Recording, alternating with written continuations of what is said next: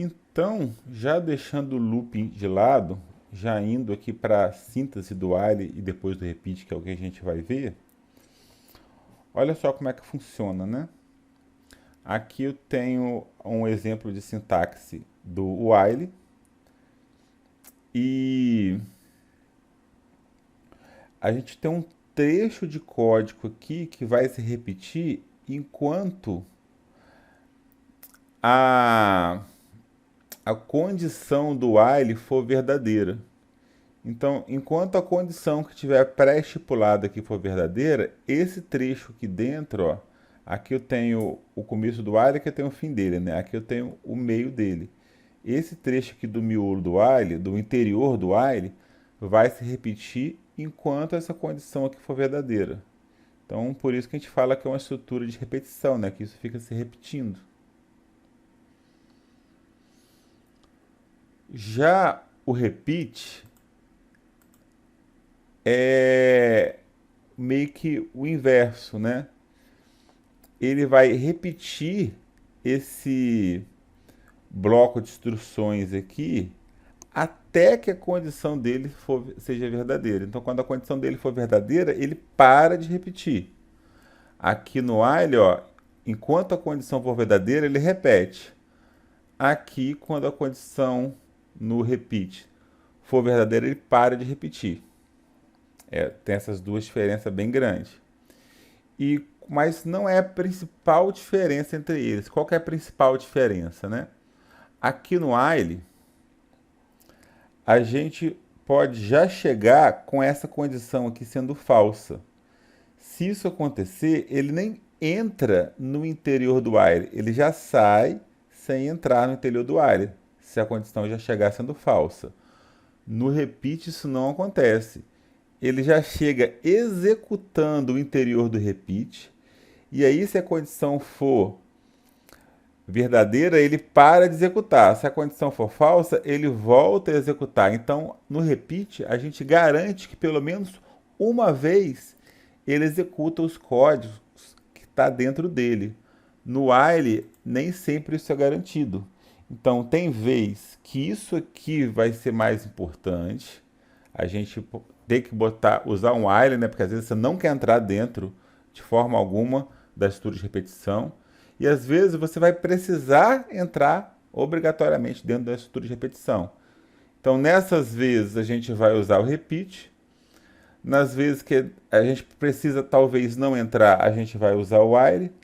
Mas na maioria das vezes, gente, tanto faz, tá? Na maioria das vezes, 90% das vezes que vocês vão usar, ou pode usar o while, ou pode usar o repeat. E aqui vai ser essas vezes. Eu vou estar mostrando para vocês, né? Hora com while, hora com repeat.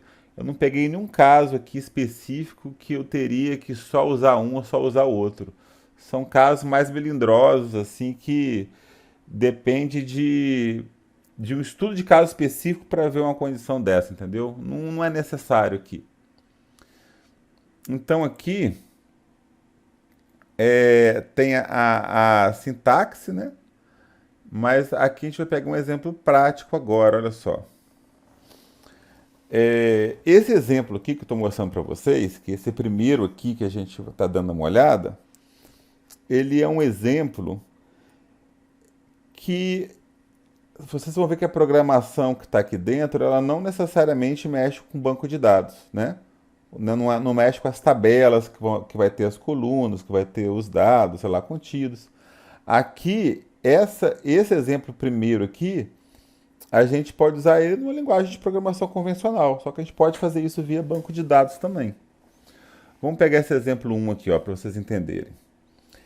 Implemente uma procedure do MySQL chamada AcumuloWhile, que recebe um parâmetro, está aqui o parâmetro, de entrada limite, do tipo inteiro. Então, esse parâmetro aqui de entrada, o nome é limite, que é do tipo inteiro.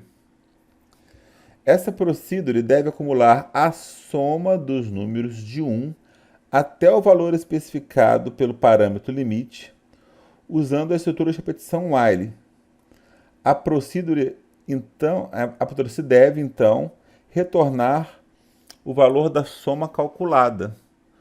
Ou seja, quando ele chegar no limite, ele deve retornar o valor dessa soma calculada. Eu vou pegar isso aqui, vou levar lá para o SQLog para a gente ver isso aqui na prática.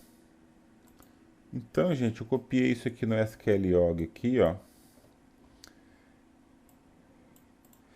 Então, create procedure, eu vou botar create or replace procedure, acumulo while, e aqui eu passo o limite, né? Tem um declare aqui, reparem aqui, ó, esse default 0, o que é isso? É porque se eu pego, faço isso daqui, só, qual o valor depois, né? Depois que ele executou essa linha, né? Qual vai ser o valor de contador? O valor vai ser nulo, vai ser null. Quando eu chego aqui e falo que ele é default 0, quer dizer que ele não vai começar com nulo, já começa com 0, entendeu?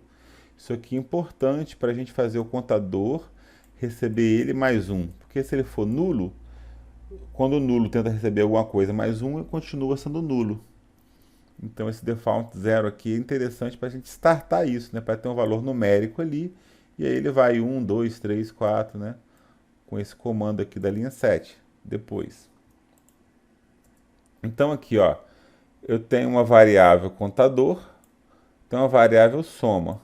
Eu quero contar, né, todos os números de 1 até o limite. Então, olha só. Se este vídeo foi relevante para o seu aprendizado, considere de nos deixar um like. E se quiser receber mais vídeos como este, se inscreva no canal e ligue o sininho de notificações. Obrigado.